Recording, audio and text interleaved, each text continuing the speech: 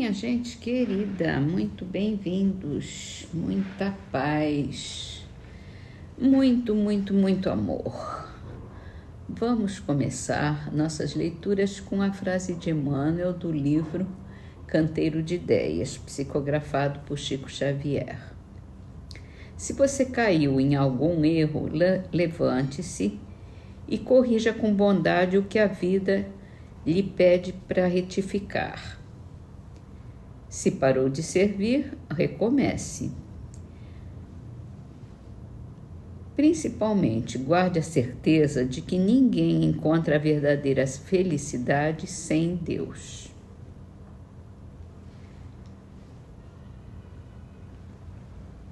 É um bom conselho para a gente se ligar nos nossos erros, né? Vamos retificar, vamos corrigir com bondade, isso é mais importante. Então, vamos para a Gênese hoje, que a gente vai ler o segundo advento do Cristo, do capítulo Predições do Evangelho. Se refere a duas passagens. A primeira é de Mateus, capítulo 16, versículos 24 a 28. Jesus disse então a seus discípulos: se algum quiser vir nas minhas pegadas, renuncie a si mesmo, tome sua cruz e siga-me. Pois aquele que quiser salvar a vida, a perderá, e aquele que perder a vida por amor de mim, a encontrará de novo. De que serviria a um homem ganhar o mundo inteiro e perder a alma? Ou por que preço o homem poderá comprar sua alma depois de a ter perdido? Porque o Filho do Homem há de vir na glória de seu Pai com seus anjos, e então dará a cada um segundo as suas obras. Digo-vos em verdade que alguns daqueles que aqui se encontram não sofrerão a morte sem que tenham visto vir o Filho de Deus no seu reino. A segunda passagem é de Marcos, capítulo 16, versículos 60 a 63.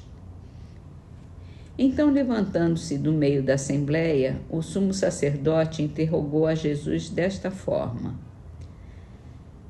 não responde nada ao que estes depõem contra ti?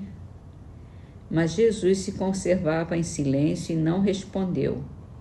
De novo, interrogou-o o sumo sacerdote: és o Cristo, Filho de Deus, para sempre bendito? E Jesus lhe respondeu: eu o sou. E verão um dia o Filho do Homem assentado à direita da majestade de Deus e vindo sobre as nuvens do céu. Logo o sumo sacerdote, rasgando as vestes, lhe diz: que necessidade temos de mais testemunhos? Jesus anuncia o seu segundo advento, mas não diz que voltará à terra com um corpo carnal, nem que vai personificar o Consolador. Apresenta-se como tendo de vir em espírito na glória de seu Pai, para julgar o mérito e o demérito e dar a cada um segundo as suas obras, quando os tempos forem chegados.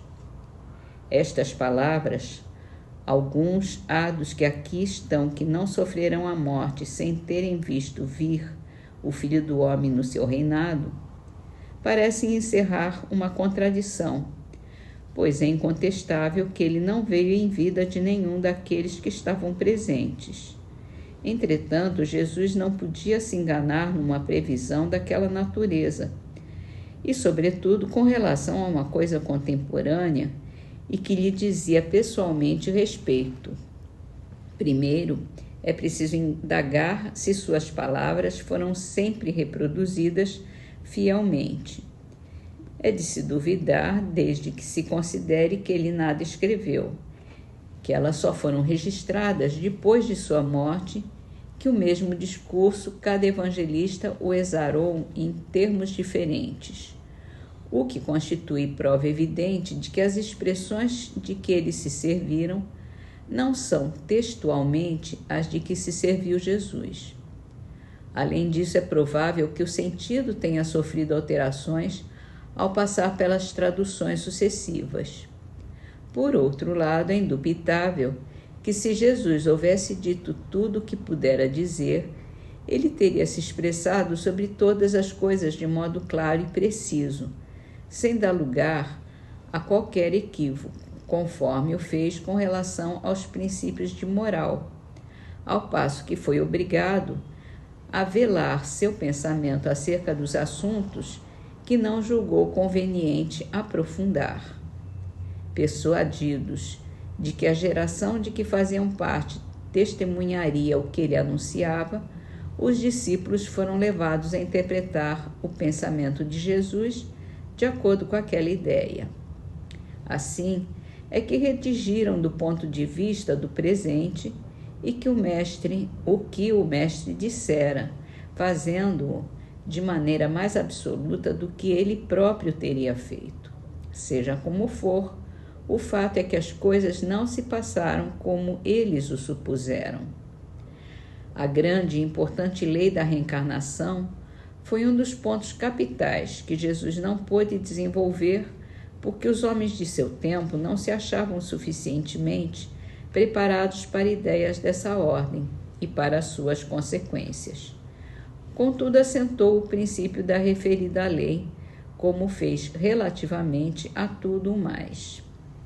Estudada e posta em evidência nos dias atuais pelo Espiritismo, a lei da reencarnação constitui a chave para o entendimento de muitas passagens do Evangelho, que sem ela parecem verdadeiros contrassensos.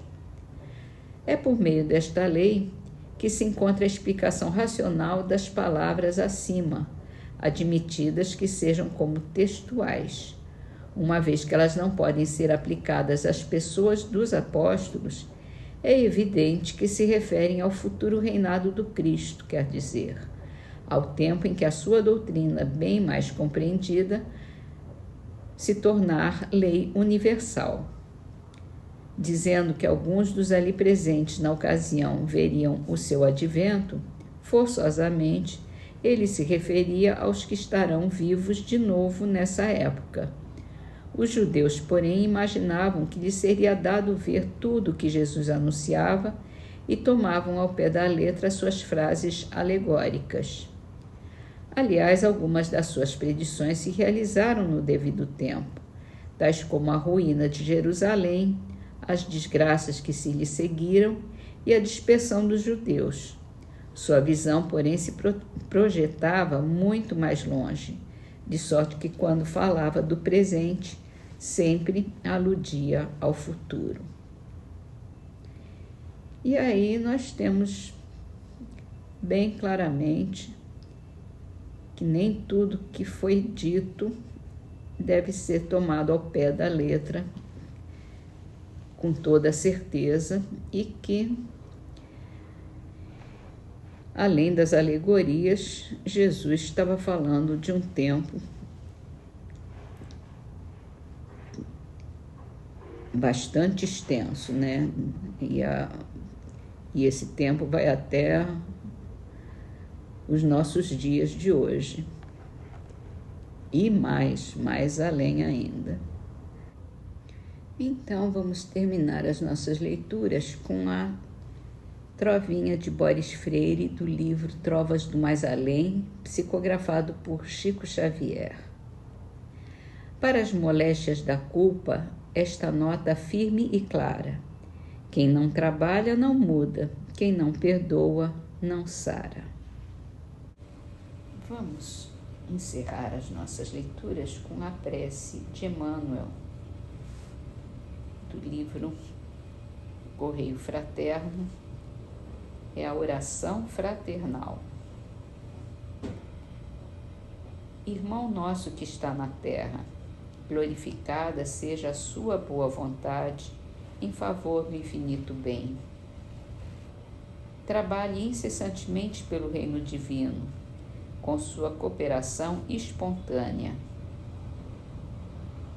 Seja atendida a sua aspiração elevada com esquecimento de todos os caprichos inferiores, tanto no lar da carne quanto no templo do universo. O pão nosso de cada dia, que vem do celeste celeiro, use com respeito e divida santamente. Desculpe nossas faltas para consigo, assim como o Eterno Pai tem perdoado todas as nossas dívidas em comum. Não permita que a sua existência se perca pela tentação dos maus pensamentos.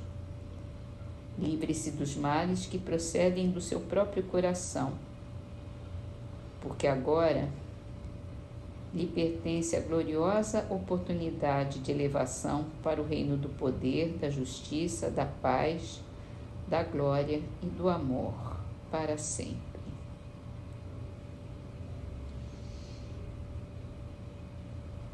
E assim nós ouvimos essa prece dirigida a nós, para que possamos nos conscientizar da nossa necessidade de evolução, de dedicação ao bem, de reconhecimento e de confiança em Deus. Te pedimos, Senhor, que nos abençoe, que nos ilumine,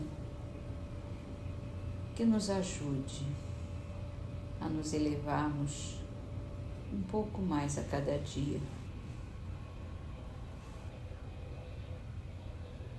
E te agradecemos por todas as oportunidades que reconhecemos, que recebemos, que estamos recebendo,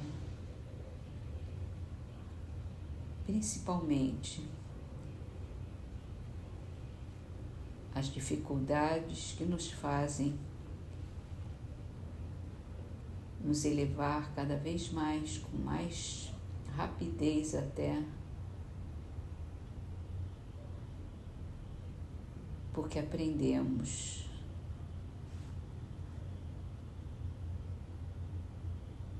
a parar de sofrer, nos dedicando ao bem. A Ti, Senhor, entregamos as nossas mãos, o nosso pensamento, as nossas vibrações, para o bem de todos. Obrigada, Senhor, que assim seja.